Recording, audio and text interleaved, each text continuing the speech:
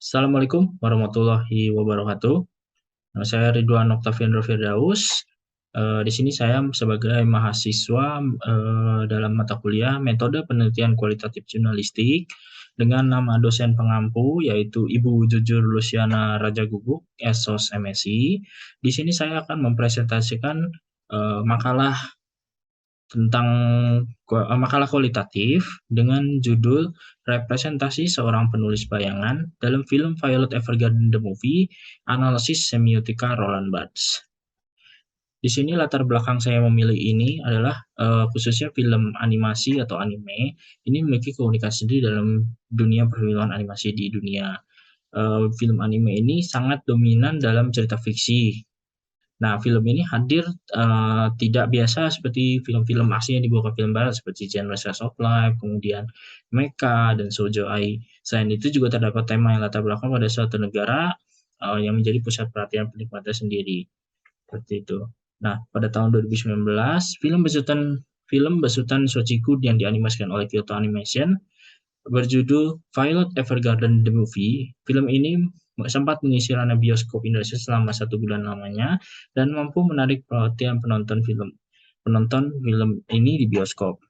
Maupun film ini sempat hiatus selama 1 tahun dikarenakan COVID-19. Seperti itu. Di sini film memiliki rating 7,14 dari 10 totalnya. Kemudian dalam penelitian ini, saya menempatkan batasan masalah pada adegan-adegan yang bersimbol makna untuk mewakili seorang penulis bayangan dengan penelitian analisis semiotika Roland Barthes. Rumusan masalah adalah penjelasan pada latar belakang sudah difokuskan pada poin masalah maka penelitian yaitu bagaimana representasi seorang penulis bayangan dalam Violet Evergarden The Movie. Tujuannya adalah mengetahui representasi seorang auto memory doll atau dalam film ini disebutnya itu dalam film Violet Evergarden The Movie. Kemudian hasil penelitian dan pembahasannya. Di sini sinopsis dalam film ini adalah film ini membahas tentang seorang prajurit bernama Violet Evergarden yang mengikuti seorang perang besar di suatu negara.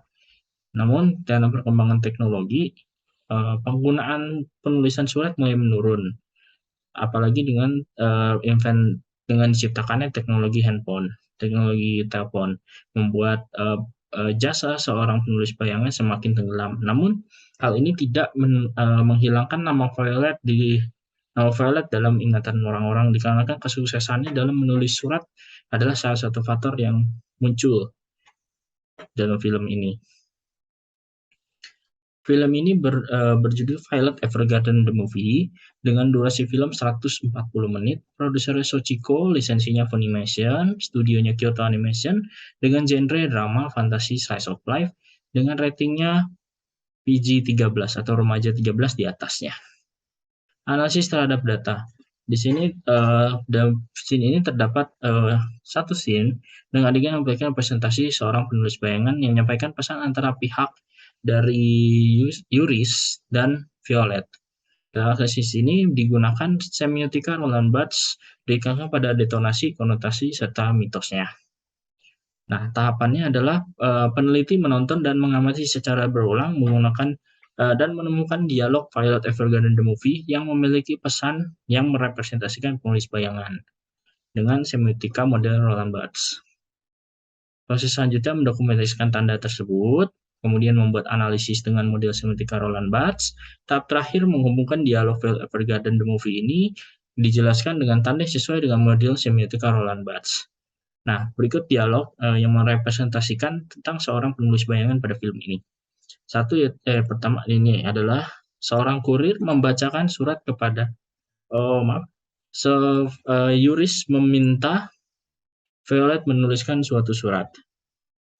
Nah, ini adalah dialognya. Dialog di sini di mana Yuris meminta Violet membuatkan surat dikarenakan dia telah diagnosis oleh sebuah penyakit mematikan dan hanya memiliki waktu yang tidak panjang untuk hidup. Di mana Yuris meminta Violet menuliskan surat yang tertuju kepada keluarganya sendiri. Di mana surat tersebut akan diberikan pada saat ia telah meninggal dunia. Namun dalam perbincangan itu, Yuris terganjal dengan biaya yang disampaikan Violet, yaitu untuk satu surat hanya terisi 20 karakter, di mana menurut Yuris itu sangatlah pendek. Namun karena Yuris tidak memiliki uang lebih banyak, sehingga Yuris kebingungan. Namun Violet memberikan diskon khusus anak-anak, sehingga Yuris setuju dan memperkerjakan Violet sebagai penulis surat untuknya. Dalam sini pembahasan dan peneliti menjelaskan representasi penulis bayangan terdapat pada film Violet Evergarden The Movie ini. Representasi penulis bayangan dijelaskan sebagai berikut. Penandanya, Yuris menanyakan biaya penulisan surat yang tertuju kepada keluarganya. Petandanya, Yuris ingin memberikan saat ia telah meninggal dunia, sehingga keluarga tidak tahu dia telah memberikan surat untuk keluarganya. Maknanya, surat tersebut merupakan ungkapan dari Yuris sebelum ia meninggal, di mana Violet menuliskan apa yang ingin dikatakan Yuris sebelum Adele menjemputnya. Pada scene ini, tanda audiovisual yang ditemukan adalah dialog antara Yuris dengan Violet, yang membuat persetujuan perihal penulisan surat untuknya yang tertuju kepada keluarganya sendiri yang akan diberikan pada saat ia telah meninggal dunia.